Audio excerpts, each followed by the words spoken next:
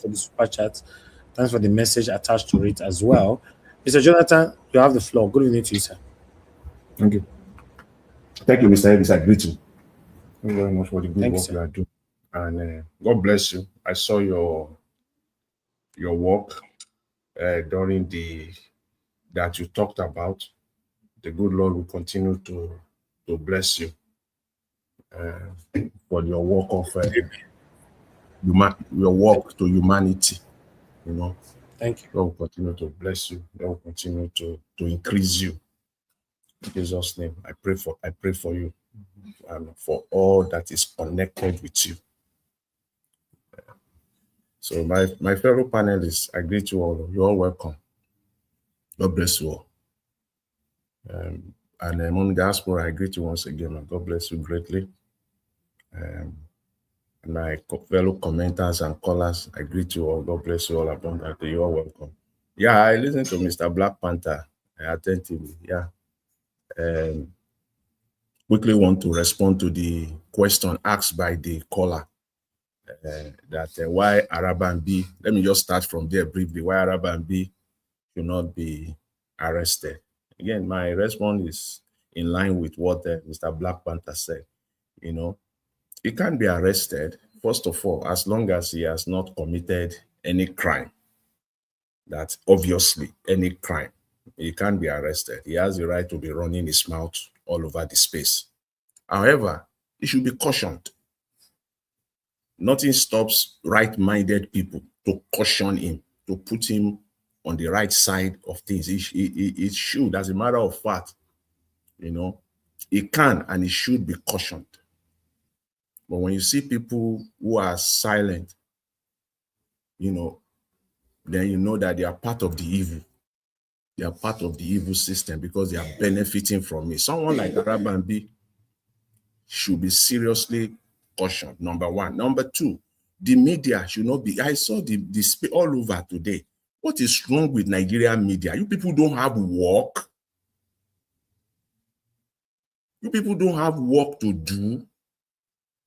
It's my, I would say, the media is my primary constituency. I started from there. So before you proceed, sir, can we then ask you that? Do you think that the Nigerian media has been compromised, or they are working for the establishment? You put words in my mouth. I would take it. I would take it anyway. You know, so they are. You know, it's like they have no work to do. I don't understand. Araban-B was literally at all the channels today, all the mainstream in Nigeria. So it simply means that the media in Nigeria, just don't have work to do. Dr. Jonathan. Yeah, hello, can you hear me? Yes, who is paying the media salary? Who is paying the media salary? See, yeah. When you want to, you want to take my time here because let me tell you, when you want to know how the media operates in Nigeria, you go first of all start with the owners of those media houses. Those media houses, in some places they will say media empire. In Nigeria, you want to know who are the owners, who are the people behind it. Channels, Irabo, the former NTA, John Momo, the former NTA guy. These are the people that inspires people like us to say we to go for mass communication. When we are in secondary school, we see some Momo on NTA news every day. We love him. These are the people. But here we have today, we have Irabo. And then silver board is owned by who? Silver board. And then you look at Arise, Unduka, Ubaigbena. These are the people. They are well connected with the system. They are entrenched with the system. They are part of the system. So it's whatever they want that goes in their media houses. And then you talk of TVC. Of course, we know it is Mr. Tinubu. So we don't have true independent media in Nigeria. We don't, not even close, not even close to it. Not even close to independence of you know, a true independent media. We don't have it in Nigeria. Honestly speaking, we don't have it. If not, all these young guys there sitting on channels, they can't even ask the right questions. That is, sometimes you will be sitting down watching some of these interviews, and I will just be scratching my head. If just yesterday, yeah. Anyway, let me quickly end this. Arabambi should be cautioned. That's just it. It should be cautioned. And again, the media should not be giving him this space. Who is Arabambi, for crying out loud? Okay, let's talk of balance. Let's talk of what? Balance, because that is what the media is. You brought Arabambi out to know that these people, if I continue, I will have no choice but to just be describing them in the most negative fashion. But see, Arabambi was all over the place today. Where is the space for Nenadi Usman? Where is the space for her today? A balanced media will say, we have reached out to the people from the Nenadi Usman camp. They refused or they declined. But it is Arabambi, they are also all over the space. I only saw one interview with one guy who wore, you know, white attire, you know, I think on the Nenadi Usman side, and just only on one platform. That's not how it is done. So that's just that about that. I want to talk on this man called Oshiomhole. Even today, I've proposed in my mind that I'm going to talk about it, whether Mr. Elvis presented it or not. I'm going to use my time to talk about this man, Oshiomhole, today. But thank God, as well, you are on top of the Nigerian space, so the Nigerian story. So you brought it out today, at least in one way or the other. I don't understand why this man called Oshiomhole, this is all over. It is another man that should be cautioned, but again, this is Nigeria for you. He was at Channels yesterday, an interview that run for about between 45 to 47 minutes, thereabout. Shehu asked him only 2 direct questions. This man took the entire time. Oshiomhole was running his mouth for 40 minutes. At one point, it got to Shehu realized that this thing is going nowhere. He tried to counter. He refused.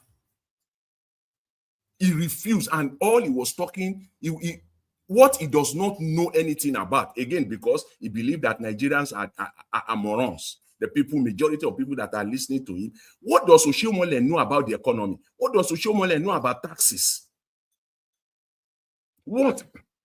For goodness sake. And for Shehu, you want to talk about taxes? Is it Oshiomhole that you will bring to your studio for a program like that? A prime time political program? Is Oshiomhole, if not for the fact that you want to come and deceive people, running his mouth, talk rubbish all through about taxes. Oshiomhole talking about taxes. Everything, he wrote it down. He wrote everything down. Talking about progressive tax. What is it that Oshiomhole know about taxes, for crying out loud? Saying that as long as it is the rich that are paying the taxes, it will not impact the poor. Look at the moronic sense.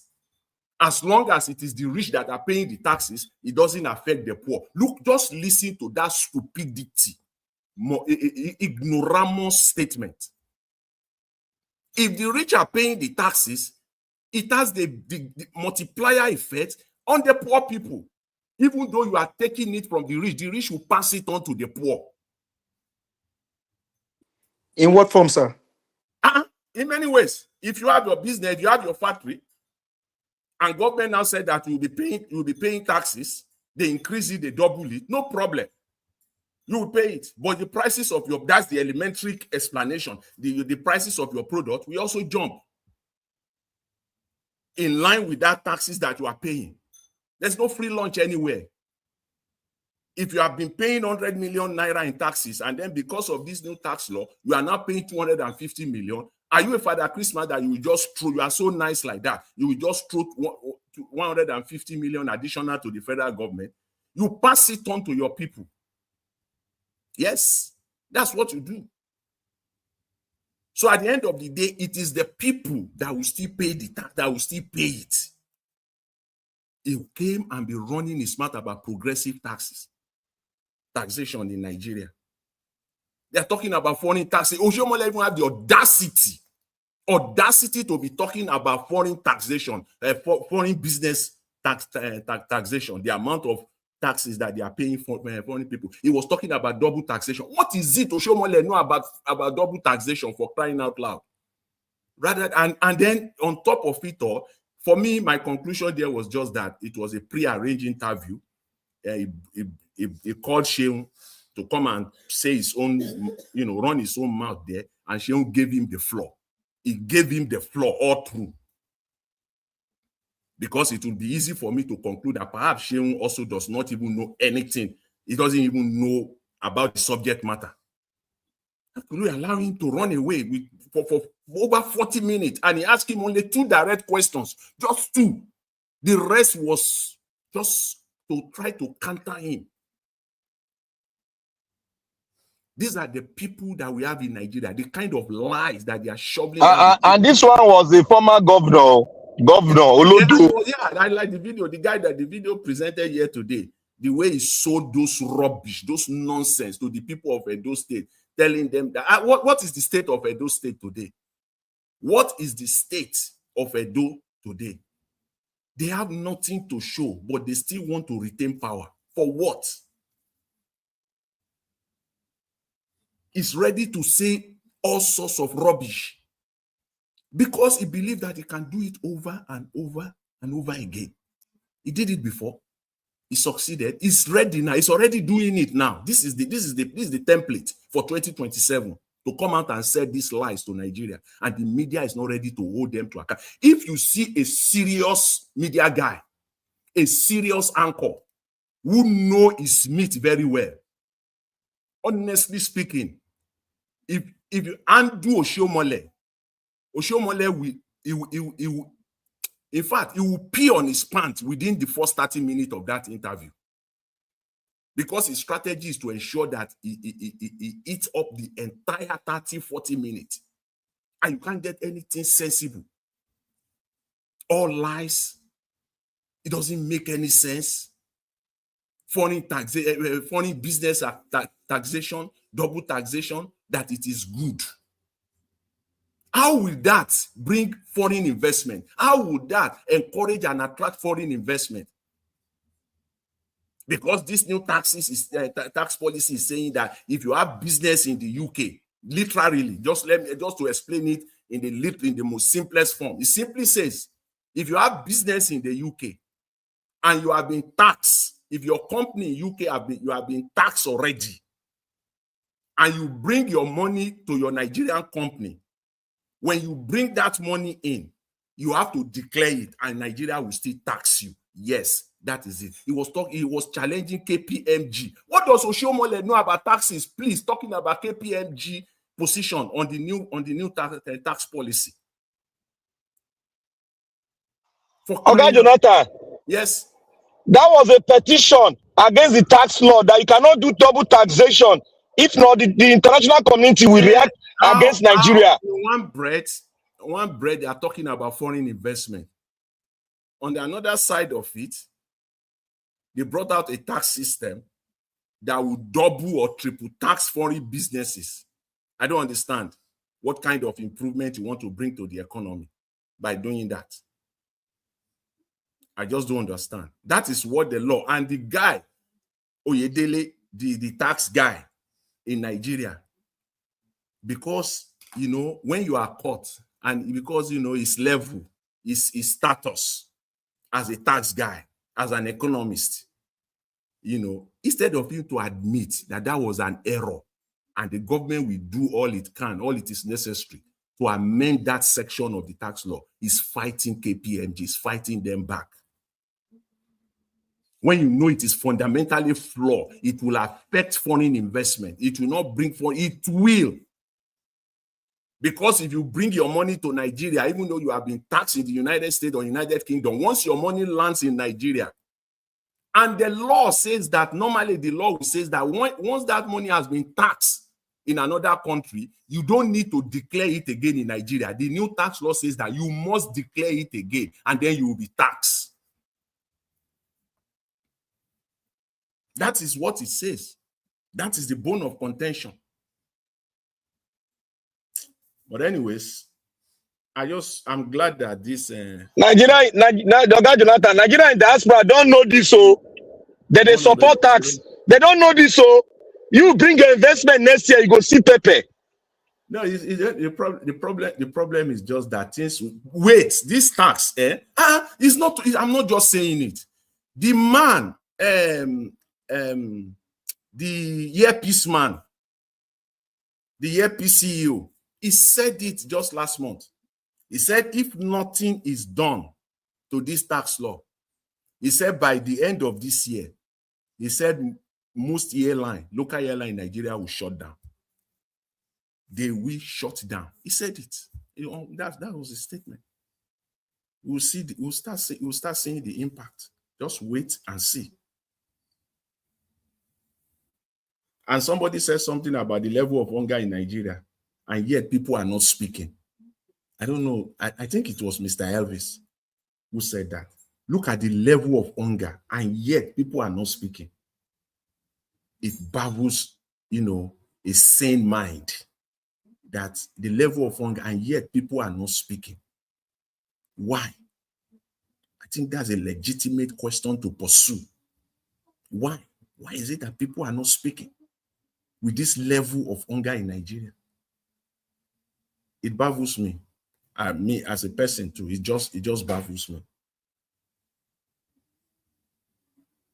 So all this, when you put it all together, Nigeria, let's just say it the way it is going nowhere in 2026. And finally, let me just say this for a minute, and then I shut my mouth. Is this dirty man, dirty brother, who spoke today? You see, that man is a very, very corny man. Very, very corny man. He's saying, all of them have been saying it. He's also echoing it and reinforcing it. That if the obedient insist that it is Peter Obi or not, or nobody else, it is not a democratic, it is not that's that kind of undermine democratic process. Okay, fine. It undermines the democratic process. Why not add to that statement that if during that so-called democratic process, delegates are bought, how will you describe that? Is that a democratic process? It is a legitimate question that people are raising. It is because of the lack of confidence in that process that process will be jeopardized. That process will be bought with money, with dollars. If it were to be free and fair, Atiku will not win.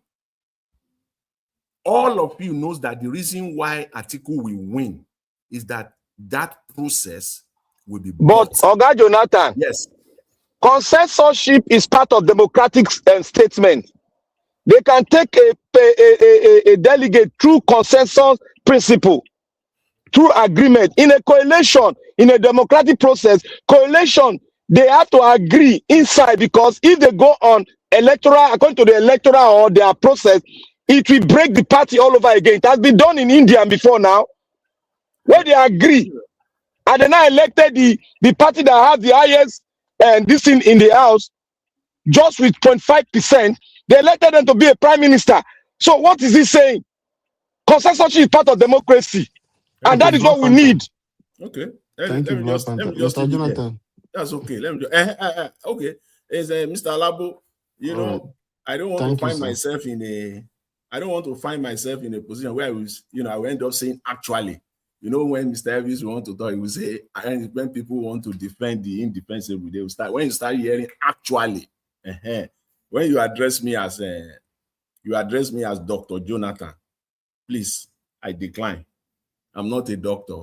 I'm just No. Mr. Oh, Jonathan. this one, No. we You are give you. saying it now. I One know day now, people will come. They will we say, give they will just you. come here. They will say, are you a doctor? Which one is it? A medical? Are you not seeing Professor You know what my Umahi? response will be? You know how my response will be? Actually, I am not a doctor, but actually it was on Nigeria where they always address me as that. Professor Umahi, Engineer I'm okay Umahi. with my We gave Gani SAN. Gani finally got SAN. I'm okay with my You don't have a right on this one. It is the people that give you.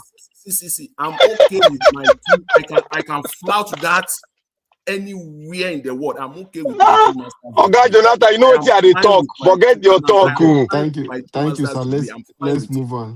Thank you, Mr. I can Jonathan. go around anywhere in the world and display it and talk about it, and So, thank you, Mr. Jonathan. For that I don't want to end up with sir. actually, No, word actually. Because the only way you will defend that is somebody will, of course, now, people will come one day and they will say, is that guy a doctor? When you talk of my brother ahead, Dr. CM. Dr. CM. Okay. This is Professor Umahi. When you say Dr. CM is a doctor. All right. Let's move on, sir. Thank you for that wonderful submission.